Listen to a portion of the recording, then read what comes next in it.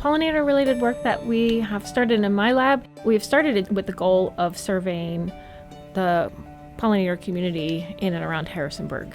So we were surveying the city gardens to see what pollinators were in the city gardens, and then we had 14 or so residential gardens, and then we had the Hillside Triangle Garden that was put in by a group at JMU. This year, I really wanted to add this movement aspect. I wanted to go to the gardens twice a week because if you're going to mark some, you have a better chance of reciting one if you at least are going out twice. So I had Samantha mark about 20 a week, and then revisiting all these gardens every week, do you see some of the same ones?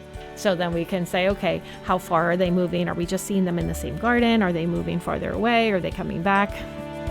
Next year, what I would really like is do these actual movement paths where we have timers and you have a ring of 40 flags, and you basically mark where the bee is, you follow it, and you put a flag down every however many seconds you decide. Then you GPS the point.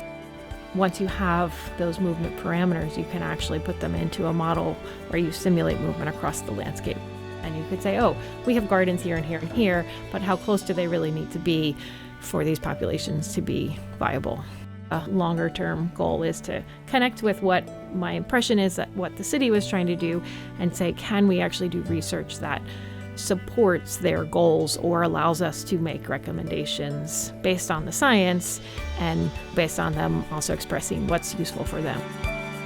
In general, there's this movement towards creating habitat for wildlife within our own neighborhoods, but we don't know if a 5x5 or 10x10 or even 20x10 area is big enough to sustain organisms. We also don't know how much movement's occurring between these, and if we know something about the connectivity, we can support a larger population.